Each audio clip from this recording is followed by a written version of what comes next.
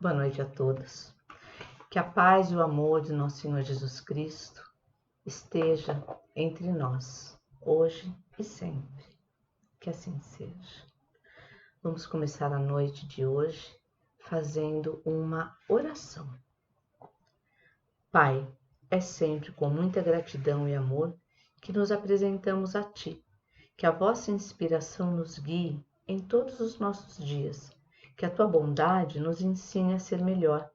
Que Teu perdão nos incline à misericórdia para os nossos irmãos de caminhada. Que essa noite sejamos abençoados por Ti. Que assim seja. Relacionado ao tema que falarei hoje, vamos começar então a ler uma frase de Emmanuel do livro O Consolador. Toda crença é respeitável, no entanto, se buscaste a doutrina espírita, não lhes negue fidelidade. E a explanação de hoje começa com uma pergunta. O que o Espiritismo espera de nós? Sabemos que a doutrina espírita, ela é um ensinamento, é uma proposta filosófica, científica, moral e tem aspecto religioso. Ela nos fala de Deus, da nossa origem, de onde nós viemos, de como as coisas se formam, enfim, ela é uma doutrina bastante abrangente. Muito se diz que a doutrina espírita vem para iluminar o mundo, esclarecer as consciências humanas e consolar os corações. E vem aí um questionamento. Por que eu sou espírita? Por que eu gosto ou por que me simpatizo com o espiritismo? Essas perguntas são altamente importantes. Elas têm que fazer sentido, primeiro dentro da nossa consciência, da nossa inteligência, da nossa razão. A doutrina espírita, primeiramente, ela precisa ser vista como algo lógico, racional. E aí sim, nós estaremos efetivamente no rumo certo. Sem razão e sem sentimento, nada muda aqui fora. Essa é a grande verdade. E não foi à toa que Allan Kardec iniciou seu trabalho, sua missão, através do Livro dos Espíritos. Obra essa onde encontramos a razão, nós encontramos as respostas, porque é um livro de perguntas e respostas.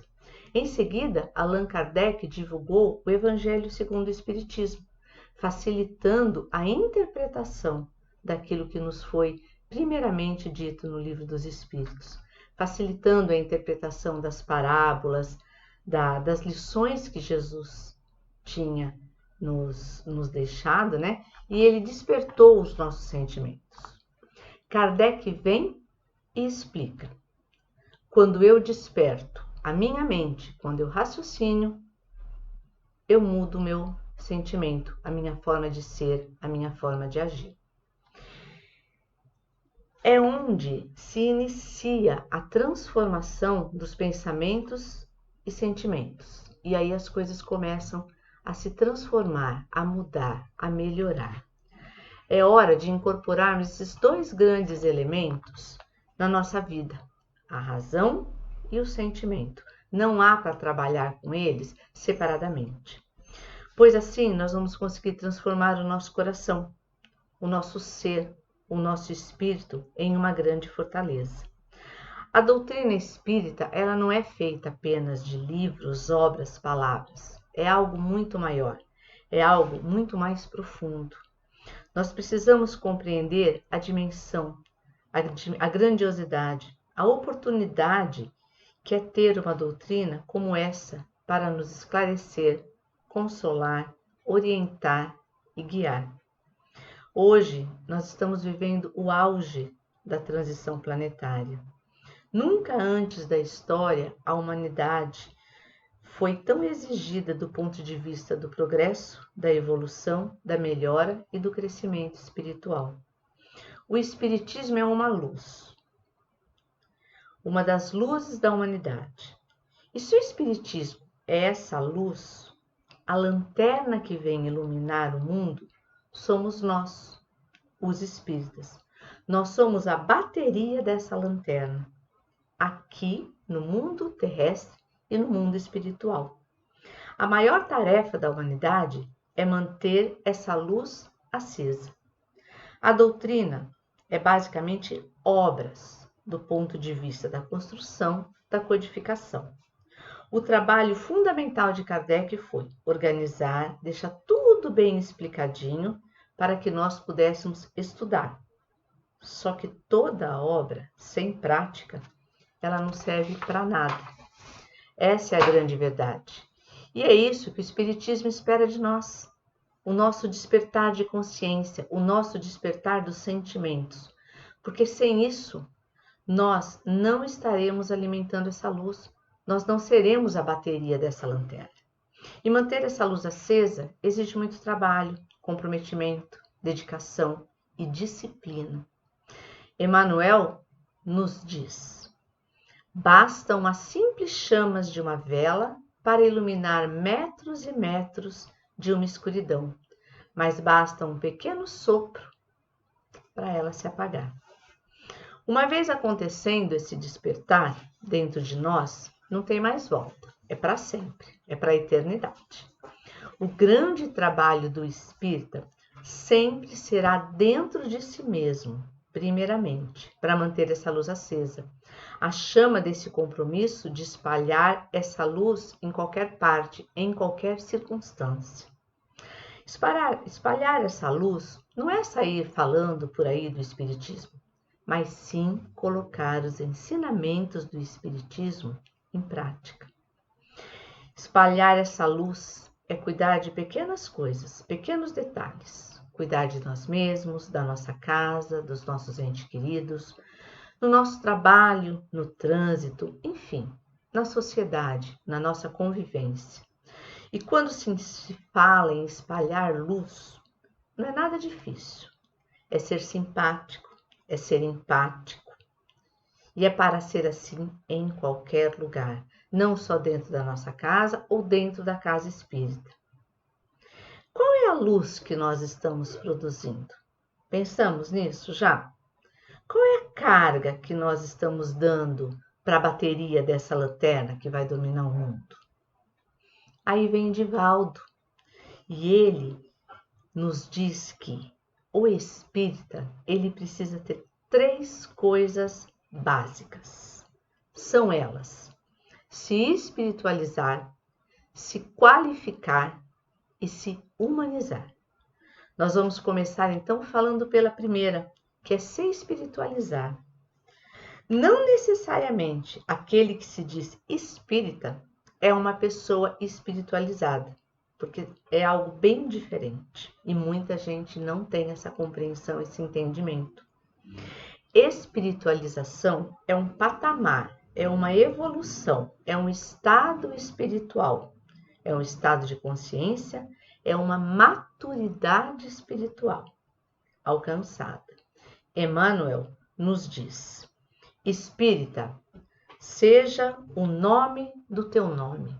Ou seja, é necessário que sintonizemos com a profundidade do conteúdo proposto pelo Espiritismo, para que possamos sair da superficialidade das coisas e mergulhar nas profundezas da proposta da doutrina, para que assim conseguiremos destravar a chavinha daqui e depois daqui. Quando nós nos espiritualizamos, nós fortalecemos a nossa fé se renova. E aí a pergunta é: fé na religião? Não necessariamente. Pode ser a fé no bem, até deve ser a fé no bem, no amor, na caridade, no respeito das pessoas entre os povos. A fé no amor como um todo, não exatamente a fé religiosa. Pode ser na fé religiosa também, sim, mas é diferente. Eu posso ter religião e não ter nem um pouquinho de religiosidade. A religiosidade é algo bem mais importante do que a religião. É algo que temos que dar muito mais valor para a religiosidade e não para a religião. A religiosidade, ela é transcendental, ela independe de qualquer nomenclatura. Deus não se importa com o nome que eu dou para aquilo que eu sigo. Deus se preocupa, se importa com aquilo que eu faço. Porque religiões há muitas. Espiritualidade, religiosidade, só uma. Deus se preocupa se eu estou avançando nesse estágio de chegar até a religiosidade. É isso que Ele quer, é isso que Ele espera de todos nós. Se espiritualizar é de fato adquirirmos o senso de sermos exatamente o Filho de Deus. E quando adquirimos essa espiritualização, começamos a ressignificar a nossa vida, começamos a reconstruir os nossos valores, começamos a nos preocupar com coisas que realmente fazem sentido, com coisas que de fato nos proporcionam o bem, não só para mim, mas também para todas aquelas pessoas que estão ao meu redor, que vai ampliando até chegar no mundo. Nós temos que nos preocupar com o planeta que nós estamos morando nessa estada da espiritualidade. Isso é se espiritualizar. E o segundo ponto que o espírita precisa muito, como disse Divaldo, é se qualificar. O que significa se qualificar? Significa que nós precisamos estudar, e não é pouco. Nós precisamos estudar muito. É preciso estudar, preciso se conscientizar, conhecer a fundo os princípios de Kardec na codificação. Quando nos aprofundamos nos estudos, nós conseguimos aí sim entender a profundidade, a dimensão do Espiritismo. Percebemos que, de fato, o Espiritismo é uma doutrina que partiu desde o início de pressupostos lógicos, racionais, sistemáticos e organizados. Não sejamos aqueles espectadores mortos. Quem são eles? São aqueles que buscam no Espiritismo o ritual do passe, da água fluidificada, da palestra. Tudo isso é importante. Sim, faz parte do contexto, mas não pode ser apenas isso para você se denominar espírita. Isso é só um pedacinho daquilo que a gente precisa. E o grande trabalho está no quê? Ele está no estudo, ele está no conhecimento, na compreensão, no raciocínio e, finalmente e especialmente, na ação efetiva. Mas essa ação só virá depois que a gente conseguir entender, sentir e depois executar. E qual é a melhor forma que a gente pode contribuir para o Espiritismo? A nossa maior contribuição para a doutrina espírita é compreendê-la para não a distorcer e, sim, efetivamente usá-la por inteiro. À medida que vamos avançando no conhecimento, avançando na inteligência, avançando sobre as coisas, sobre nós mesmos, sobre a nossa natureza, da onde que nós viemos, para onde nós vamos, no que consiste a vida, algumas respostas até sobre o próprio Deus, nós vamos aprendendo a valorizar mais o nosso tempo, vamos aprendendo a valorizar mais a nossa passagem aqui no planeta Terra. À medida que nós vamos avançando, nós vamos parando de ficar com picuinhas, importando mais com coisas materiais do que as espirituais, aquelas que são realmente verdadeiras para a nossa evolução. Nós temos que nos concentrar nesse trabalho. Trabalhar por mim, para as pessoas ao meu redor, pelo Espiritismo. Contribuir para colocar um pouquinho de carga naquela lanterna que nós falamos lá atrás, pois é ela que vai iluminar o mundo. Saber é muito bom. O estudo é excelente. Mas só saber, como já falamos, não é tudo. é preciso fazer, executar realmente aquilo que aprendemos. Emmanuel nos diz o seguinte: indaguemos, estudemos, movimentemos-nos nas esferas científicas e filosóficas. Porém, não nos esqueçamos de amarmos uns aos outros como o Senhor nos amou. Sem amor, os mais alucinantes oráculos serão igualmente aquele sino que tange, sem resultado prático para as necessidades espirituais. Ou seja, a prática, o exercício constante daquilo que nós aprendemos. E o terceiro e último pilar que o espírita precisa é se humanizar. Precisamos nos tornarmos mais humanos, valorizar mais a vida, mais as pessoas, o bem, o respeito, a compreensão, a tolerância mútua. Temos que aprender a construir a tolerância, já foi falado aqui uma vez sobre isso. Essa palavra, tolerância, ela nunca foi tão forte e presente na história humana. Ter diálogo, saber ouvir. Humanização no sentido de encarar a humanidade como um todo, como uma família, vindo de um único lugar, que é Deus. Nós todos somos filhos de Deus. Eliminarmos a história do nós contra eles. Isso não existe. Não existe nós contra eles. Só existe nós. Não existe lado A ou lado B. Todos nós estamos no mesmo lugar, no mesmo lado, e a verdade é essa. Em situações diferentes, sim. Cada um na sua situação, diante da sua evolução, né? Da sua missão enquanto espíritos aqui encarnados. Mas nós estamos dividindo o mesmo espaço. Nós temos o mesmo objetivo final, que é a evolução, o crescimento, a nossa melhora, a nossa transformação moral. Quem é que não quer melhorar? Quem é que não quer evoluir? Quem é que não quer ser mais feliz? Temos que nos humanizar, compartilhar e projetar a esperança. Parar de projetar apenas o medo, a insegurança, a reclamação, a violência. Projetar esperança no mundo, nas pessoas. Acreditar no bem, sempre no bem. A fé não é apenas acreditar em Deus. A fé também estar no ser bom. A fé pode ser no amor. A fé pode ser na caridade. E o que é caridade especificamente? Já aprendemos que a caridade é o amor em exercício. É o amor em ação. Amor é sentimento. Caridade é execução desse amor. É simples assim. Caridade é uma luz interna. Caridade é algo que muda, melhora, transforma.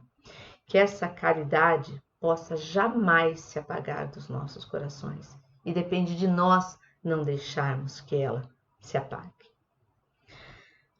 Toda religião apregoa o bem como o preço do paraíso aos seus fiéis. No entanto, apenas a doutrina espírita, ela estabelece a caridade incondicional como simples dever, que é o amor. E por que eu sou espírita? Qual o objetivo da minha fé? Qual é o objetivo da minha crença? Tem que ter objetivo.